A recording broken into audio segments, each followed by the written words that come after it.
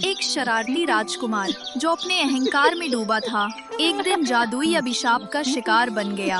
अब वो जिन्न है जो किसी चिराग में नहीं बल्कि अपने ही घमंड की कैद में है। लेकिन क्या एक सच्चे दिल वाली राजकुमारी का प्रेम उसे इस कैद से आजाद कर पाएगा?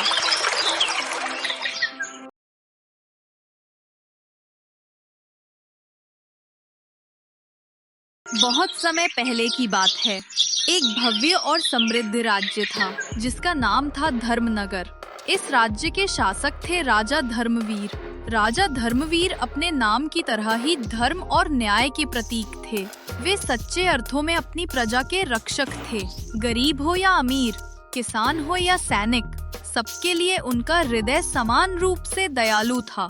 प्रजा उन्हें पिता के समान मानती थी और उनकी ईमानदारी तथा करुणा के किस्से दूर दूर तक प्रसिद्ध थे। लेकिन राजा धर्मवीर की सबसे बड़ी चिंता उनका पुत्र राजकुमार शिवा था। शिवा का हृदय बुरा नहीं था, परंतु उसमें समझ और धैर्य की कमी थी। वो बेहद चंचल और शरारती स्वभाव का था। उसके लिए हर दिन नई शैतानियों से भरा होता। कभी वो महल के सेवकों की आवश्यक वस्तुएं छुपा देता और फिर उनकी बेचैनी देखकर जोर जोर से हंसता। कभी अचानक सांप या नकली डरावनी चीजें दिखाकर लोगों को भयभीत कर देता और उनकी घबराहट में आनंद ढूंढता। उसकी इन आदतों के कारण प्रजा अक्सर परेशान रहती। वे राजा धर्मवीर का बहुत आदर करते, परंतु राजकुमार शिवा की हरकतों से दुखी हो जाते। राजा स्वयं भी कई बार सोचते कि कैसे अपने पुत्र को समझाएं ताकि वो अपने अंदर की शरारतों को पीछे छोड़कर एक सच्चा और जिम्मेदार राजकुमार बन सके। अपने बेटे की इन हरकतों को देखकर राजा धर्मवीर बहुत चिंतित हो उठे। एक दिन उन्होंने अपने मंत्री से कहा, मंत्री जी, मुझे युवराज की बहुत चिंता है। उनमें बिल्कुल भी समझदारी नहीं है। मैं चाहता हूँ कि उसे गुरुकुल भेजा जाए। मुझे विश्वास है कि वह बहुत कुछ अच्छा सीख पाएंगे। मंत्री ने गंभीर स्वर में उत्तर दिया, महाराज, आपने बिल्कुल सही निर्णय लिया है। दिन ब दिन युवराज की शरारतें बढ़ती जा रही हैं। अब समय आ गया है कि उन्हें उचित शिक्षा और अनुशासन मिले।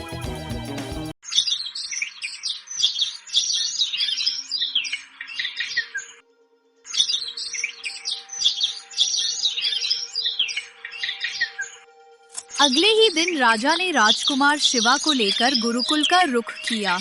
गुरुकुल पहुंचने पर गुरुजी ने राजा का सत्कार किया और बोले, महाराज, मैं पूरी कोशिश करूंगा कि आपके पुत्र को सही मार्ग दिखा सकूं, लेकिन यदि उसने अपनी शरारतें और बचपना बंद नहीं किया तो मुझे कठोर निर्णय लेना पड़ सकता है।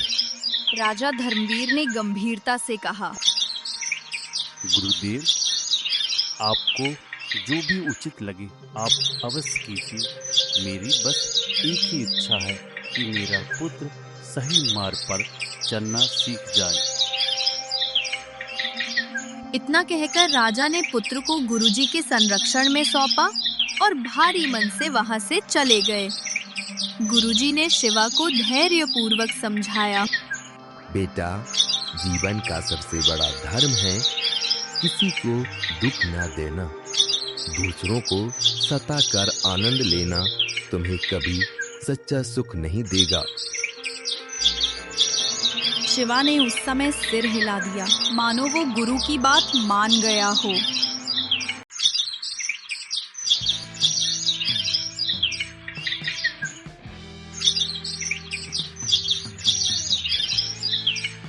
लेकिन अगली ही सुबह उसका शरारती स्वभाव फिर हावी हो गया।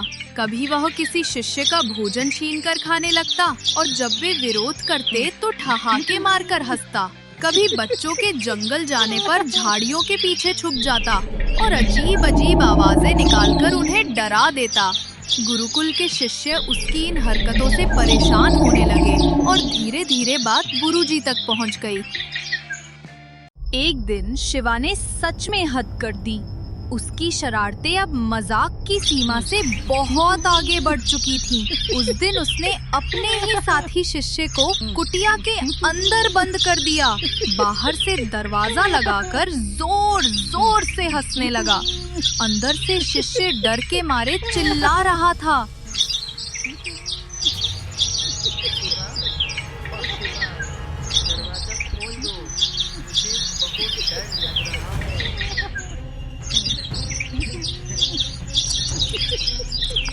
लेकिन शिवा की हंसी थमने का नाम नहीं ले रही थी। उसे अपने साथी की घबराहट देखकर भी मजा आ रहा था। कुछ देर बाद वहाँ गुरुजी आ पहुँचे। जब उन्होंने ये दृश्य देखा, शिष्य अंदर कैद और शिवा बाहर हंसता हुआ, तो उनका चेहरा क्रोध से भर गया। गुरुजी ने गहरी आवाज में कहा, शिवा, क्या यह तुम्हारे जैसा शिष्य को शोभा देता है? क्या तुम्हें अपने कर्मों का एहसास है? शिवा सिर झुकाकर खड़ा रहा, लेकिन उसके चेहरे पर पछतावे की कोई झलक नहीं थी। गुरुजी ने उसे बहुत समझाया, कई बार समझाया, पर उस पर कोई असर नहीं हुआ। आखिरकार गुरुजी ने गंभीर स्वर में कहा, शिवा, अब बहुत हो गया। शिवा, तुम्हें अपनी हरकतों की सजा मिलना ही चाहिए।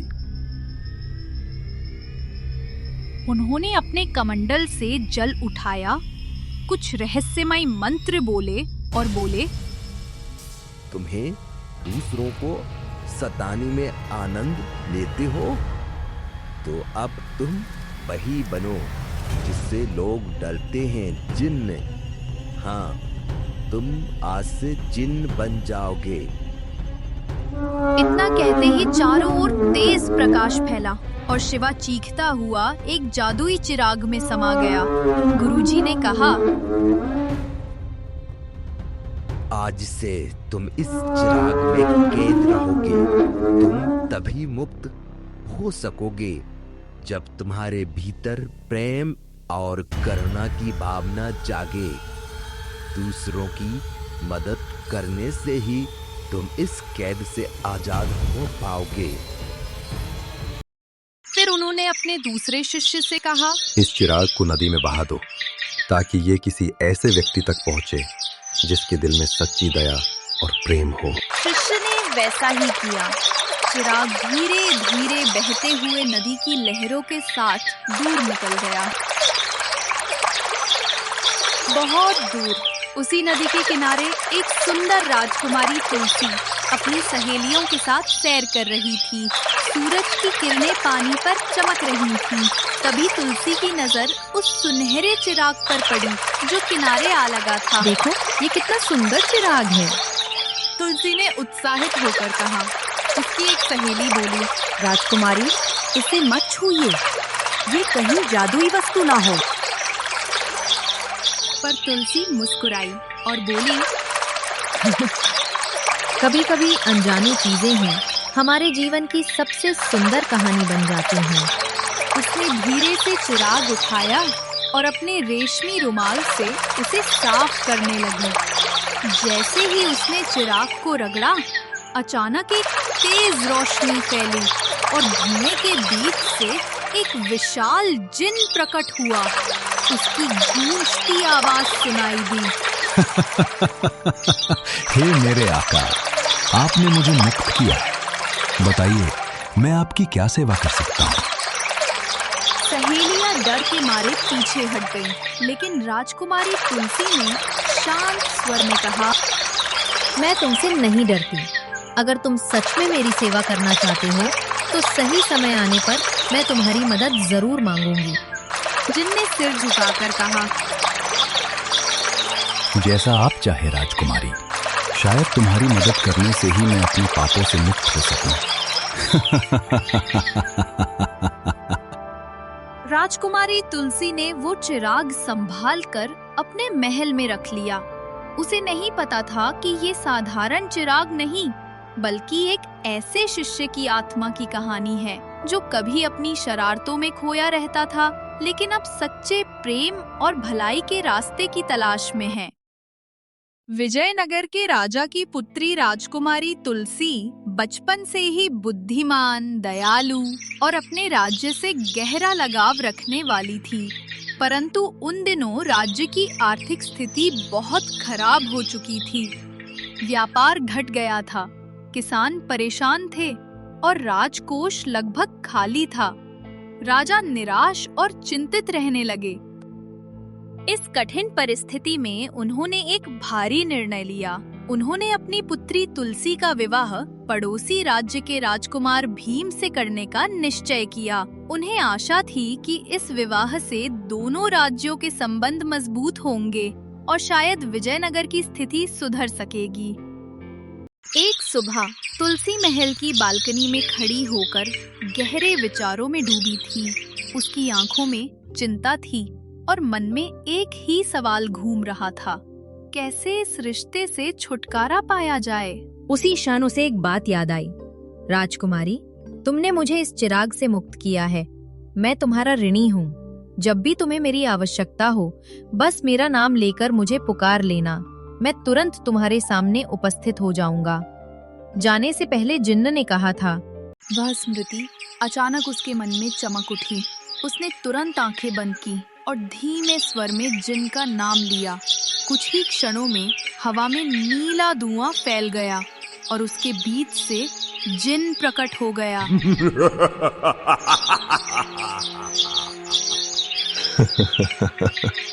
मेरे आका, मुझे कैसे याद किया? राजकुमारी तुलसी ने उसकी ओर देखकर कहा, जिन्न, मुझे तुम्हारी मदद चाहिए। मैं ऐसी स्थिति में फंस गई हूँ जहाँ मेरे पिता को लगता है कि मेरी शादी से राज्य की भलाई होगी, परंतु मैं जानती हूँ कि वो व्यक्ति लालच और अहंकार का प्रतीक है। मैं इस बंधन से मुक्त होना चाहती हूँ, लेकिन अपने पिता का दिल भी नहीं दुखाना चाहती। जिन्न ने शांत स्वर में कहा, राजकुमारी, मैं तुम्हारी सहायता कर सकता हूँ, पर ध्यान रहे, मैं तुम्हारी केवल 3 इच्छाएं ही पूरी कर सकता हूँ। सोच समझ कर मांगो। तुलसी ने कुछ पल सोचा, फिर दृढ़ आवाज में बोली, मेरी पहली इच्छा ये है कि मेरे पिता को एक ऐसा जादुई खजाना मिले जो कभी खत्म ना हो। इस खजाने से वे अपने राज्य की सहायता कर सकें, गरीबों और जरूरतमंदों की मदद कर सकें। लेकिन यदि वे कभी स्वार्थी बन जाएं या दूसरों की सहायता करना बंद कर दें, तो ये खजाना तुरंत गायब हो जाए और जितना वे दान करेंगे उतना ही ये खजाना बढ़ता जाएगा। जिन्न मुस्कुराया और बोला, तुम्हारी इच्छा पवित्र है राजकुमारी, ऐसा ही होगा। उसने अपने हाथ फैलाए और क्षण भर में धरती हिलने लगी। सामने एक चमकता हुआ जादुई खजाना प्रकट हो गया, सोने, चांदी, रत्नों और जवाहरात से भरा हुआ। राजकुमारी तुलसी ने उस खजाने को देखा और तुरंत अपने पिता के पास पहुंची। वो बोली, पिताजी, अब हमें उस राजकुमार से विवाह करने की कोई आवश्यकता नहीं है। हमारे राज्य की समस्या का समाधान मुझे मिल गया है। राजा आश्चर्यचकित होकर बोले, बेटी, ऐसा क्या उपाय मिल गया? तुलसी ने सब कुछ विस्तार से बताया, जिन्न के आने से लेकर जादुई खजाने के नियम तक। राजा भाव विभोर होकर बोले, बेटी, तुम्हारी बुद्धि और करुणा से हमारा राज्य फिर से जी उठेगा। राजा विक्रम सिंह ने उसी दिन से उस खजाने का उपयोग प्रजा की भलाई के लिए करना शुरू कर दिया। उन्होंने गरीबों को सहायता दी, किसानों के कर्ज माफ किए और राज्य में फिर से समृद्धि लौट आई। तुलसी ने राजकुमार भीम से विवाह का प्रस्ताव ठुकरा दिया। अब वो निश्चिंत और प्रसन्न थी। लेकिन ये बात राजकुमार भीम को सहन नहीं हुई। उसके अहंकार को गहरा आघात पहुंचा। वो क्रोध से कांप उठा और बोला, राजकुमारी तुलसी ने मेरे प्रस्ताव को ठुकराकर मेरे गौरव को ठेस पहुंचाई है। वो देखेगी कि मुझे अपमानित करने का क्या परिणाम होता है। उसके चेहरे पर क्रोध की लपटें साफ झलक रही थीं। उसने मन ही मन बदले की योजना बनानी शुरू कर दी। राजकुमारी तुलसी को जंगल, पेड़, नदी और फूलों से बहुत प्यार था। जब भी महल के कामों से थोड़ी फुर्सत मिलती, वो अपनी सहेलियों के साथ जंगल की सैर पर निकल जाती।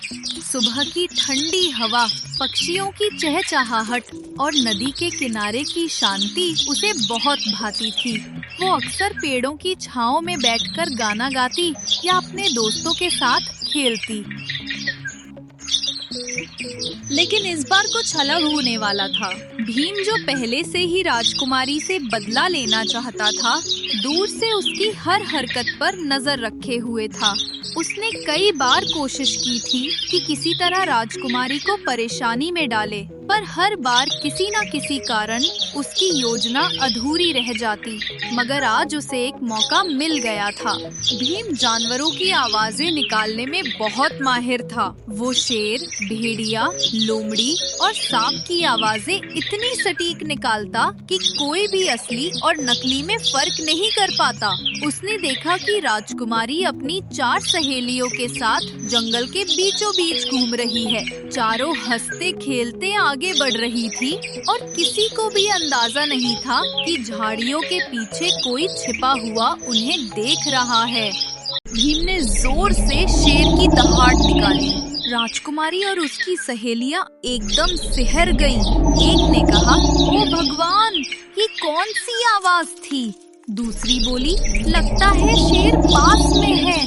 डर के मारे सबकी सांसें थम गईं। भीम को मजा आ रहा था। उसने फिर से अलग अलग दिशाओं से और भी भयानक आवाजें निकालनी शुरू की। कभी भेड़िए की हाउ, कभी सर्प की और कभी उल्लू की। सहेलियां एक दूसरे का हाथ पकड़कर इधर उधर भागने लगीं। कोई पेड़ की ओर दौड़ी, कोई नदी की ओर। कुछ देर में सब बिखर गईं। अब राजकुमारी तुलसी अकेली रह गई। उसका दिल जोर जोर से धड़कने लगा। वो चारों ओर देखने लगी, पर सब ओर सन्नाटा था। तभी पीछे से किसी ने उसका हाथ पकड़ लिया। वो भीम था। भीम ने क्रूर हंसी के साथ कहा, राजकुमारी, अब तुम्हें कोई नहीं बचा सकता। आज देखो तुम्हारे उस जिन्न की ताकत तुम्हें कितनी दूर तक बचा पाती है। राजकुमारी कुछ कह पाती, उससे पहले ही भीम ने उसके मुंह पर पट्टी बांध दी और उसे बांधकर जंगल के गहरे हिस्से में ले गया। वहाँ एक पुरानी झोपड़ी थी, टूटी दीवारें, झूलता दरवाजा और अंधेरा। उसने राजकुमारी को वहाँ एक खंभे से बांध दिया। भीम ने कहा, अब तुम यहीं रहो राजकुमारी। अगर किस्मत अच्छी हुई तो सुबह तक बच जाओगी, वरना जंगल के जानवर तुम्हारा हाल जान लेंगे। ये कहकर वो जोर से हंसते हुए चला गया। अंधेरा घिर चुका था। जंगल में सिर्फ पत्तों की सरसराहट और जानवरों की आवाजें गूंज रही थीं। दूर कहीं भेड़िए की हाउ हाउ सुनाई दी। राजकुमारी की आंखों से आंसू बहने लगे। उसे लगा कि अब उसका अंत निकट है। उसी क्षण उसे कुछ याद आया। वो जादुई जिन्न। कांपते होठों से उसने कहा, जिन, जिन, कहाँ हो तुम? प्रकट हो, मुझे बचाओ। जंगल में एक तेज नीली रोशनी चमकी। धुआं उठा और कुछ ही पलों में जिन्न उसके सामने प्रकट हो गया। उसकी आवाज गहरी और शक्तिशाली थी।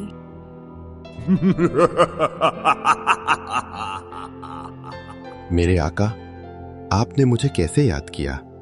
बोलिए, मैं आपकी क्या मदद कर सकता हूँ? राजकुमारी ने कांपती आवाज में कहा, जिन, मुझे आजाद करो। भीम ने मुझे बांध दिया है। जानवरों की आवाजें सुनकर मुझे बहुत डर लग रहा है। मुझे अपनी जादुई शक्ति से मेरे महल तक पहुंचा दो। जिन ने तुरंत अपने हाथ ऊपर उठाए। एक पल में जंजीरें टूट गईं और राजकुमारी के शरीर से बंधन खुल गए। उसने अपनी जादुई शक्ति से एक सुनहरी रोशनी का गोला बनाया, जो राजकुमारी को घेरे में लेकर आकाश की ओर उड़ा। कुछ ही क्षणों में वो सीधा महल के आंगन में उतर गई। राजकुमारी के माता पिता और रक्षक उसे देखकर हैरान रह गए। बेटी, तुम कहाँ थी? क्या हुआ तुम्हारे साथ? राजकुमारी ने सब कुछ बता दिया। जंगल में भीम की योजना, डरावनी आवाजें और उसका बंदी बनाना। सबके चेहरों पर डर और गुस्सा दोनों झलक रहे थे। राजा ने कहा, भीम ने हद कर दी। अब अगर उसने फिर कुछ किया तो उसे माफ नहीं किया जाएगा, पर मुझे डर है वो यहीं नहीं रुकेगा। महल में सन्नाटा छा गया। सभी सोच में डूब गए कि भीम अब आगे क्या करेगा, क्योंकि किसी को नहीं पता था उसकी अगली चाल पहले से भी ज्यादा खतरनाक थी। जब राजकुमार भीम को ये खबर मिली कि राजकुमारी तुलसी जंगल से किसी तरह बच निकली है, तो उसका क्रोध 7वें आसमान पर पहुंच गया। उसकी आंखों में प्रतिशोध की आग भड़क उठी। इस बार उसने तय कर लिया कि अब वह तुलसी और उसके राज्य दोनों को पूरी तरह समाप्त कर देगा। भीम ने अपने दुष्ट इरादों को पूरा करने के लिए एक भयानक योजना बनाई। उसने तुलसी के राज्य के कुछ लालची कर्मचारियों को सोने और रत्नों से रिश्वत दी। लालच में आकर वे उसके जाल में फंस गए। भीम ने उन्हें आदेश दिया, जाओ, पूरे राज्य में आग लगा दो, राजा को कमजोर कर दो और राजकुमारी तुलसी को जीवित मेरे पास ले आओ।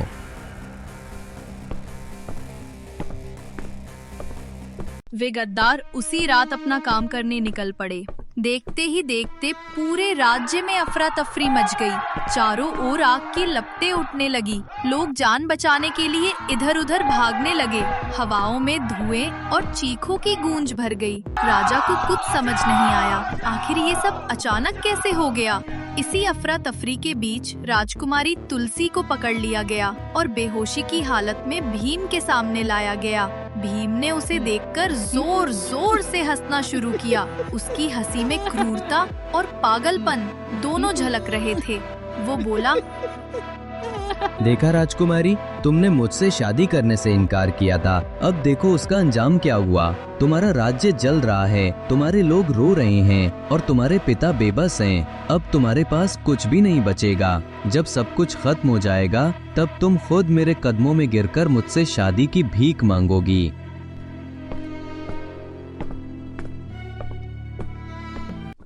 इतना कहकर उसने अपने सैनिकों को आदेश दिया, जाओ, पूरे राज्य को राख कर दो, कोई भी जीवित न बचे। भीम की आज्ञा मिलते ही उसके सैनिकों ने आग को और फैलाना शुरू कर दिया। पूरा राज्य भय और विनाश से भर गया। लेकिन इस अंधकार के बीच भी राजकुमारी तुलसी के मन में उम्मीद की एक लौ अभी बाकी थी। वो अपने मन में सोचने लगी, मुझे अपने पिता और अपने राज्य को बचाना ही होगा, लेकिन कैसे? राजकुमारी ने अपनी आखिरी उम्मीद के सहारे पुकारा, जिन, ओ जिन, तुम कहाँ हो? जल्दी आओ, मुझे तुम्हारी मदद की सख्त जरूरत है। कुछ ही क्षणों में आसमान से एक तेज रोशनी फैली और जिन उसके सामने प्रकट हो गया। वह बोला, कुछ ही क्षणों में आसमान से एक तेज रोशनी फैली और जिन उसके सामने प्रकट हो गया। वह बोला, मेरे आका, आपने मुझे याद किया। बताइए, मैं आपकी क्या सेवा कर सकता हूँ? राजकुमारी ने आंसुओं भरी आंखों से कहा, मेरे राज्य में आग लगाई गई है, लोग जल रहे हैं, सब कुछ नष्ट हो रहा है। जिन, मैं तुमसे विनती करती हूँ, मेरे लोगों को, मेरे पिता को और मेरे राज्य को बचा लो। ये मेरी सबसे बड़ी प्रार्थना है। जिन ने बिना एक पल गवाए अपने जादुई हाथ उठाए। उसके शब्दों से एक ठंडी लहर पूरे राज्य में फैल गई। आग की लपटें धीरे धीरे बुझने लगीं। हवा फिर से ठंडी और शांत हो गई। लोगों की चीखें थम गईं और सब सुरक्षित स्थानों पर पहुंच गए। राजकुमारी तुलसी को कैद से मुक्त किया गया और राजा सहित पूरा राज्य बच गया। जब तुलसी ने ये सब देखा तो उसकी आंखों से खुशी और कृतज्ञता के आंसू बह निकले। वो जिन की ओर मुड़ी और बोली, तुम सच में बहुत नेक दिल हो। तुम्हारे बिना ये राज्य आज समाप्त हो गया होता। तुमने सिर्फ मेरी नहीं, मेरे पूरे लोगों की जान बचाई है। तुम्हारा ये उपकार मैं कभी नहीं भूलूंगी। जिन मुस्कराया और बोला, मेरे आका, आपकी दया और सच्चाई ही मेरी ताकत है। जब तक आप जैसी भली आत्माएं इस दुनिया में हैं, तब तक बुराई जीत नहीं सकती। जैसे ही राजकुमारी ने अपनी बात कही, जिन अचानक एक सुंदर राजकुमार में बदल गया। राजकुमारी ये देखकर चौंक गई और बोली, ये क्या? तुम तो जिन्न थे, अब राजकुमार कैसे बन गए? राजकुमार शिवा ने मुस्कुराते हुए कहा, जिसके दिल में मेरे लिए थोड़ी सी सच्ची भावना जागेगी, उसी दिन मैं आजाद हो जाऊंगा। इतना सब होने के बाद राजकुमारी ने महसूस किया कि जिन्न ने उसके लिए बहुत बड़ा एहसान किया है। उसके मन में भी जिन्न के प्रति प्रेम जाग उठा। उसने राजकुमार से पूछा, क्या तुम मुझसे विवाह करोगे? मैं तुमसे बहुत प्रसन्न हूँ। अब तुम्हारा दिल नेक है और तुम अच्छे इंसान बन गए हो। गलतियाँ होती हैं, लेकिन तुमने अपनी गलती सुधारी। राजकुमार शिवा ने हाँ कर दी और दोनों का विवाह बड़ी धूमधाम से हुआ। शिवा ने अपनी सेना भेजकर राजकुमार भीम को पकड़ लिया और उसे उसके किए की सख्त सजा दी। भीम को एक अंधेरी काल कोठरी में बंद कर दिया गया, जहां वो कभी सूरज की रोशनी नहीं देख सकेगा।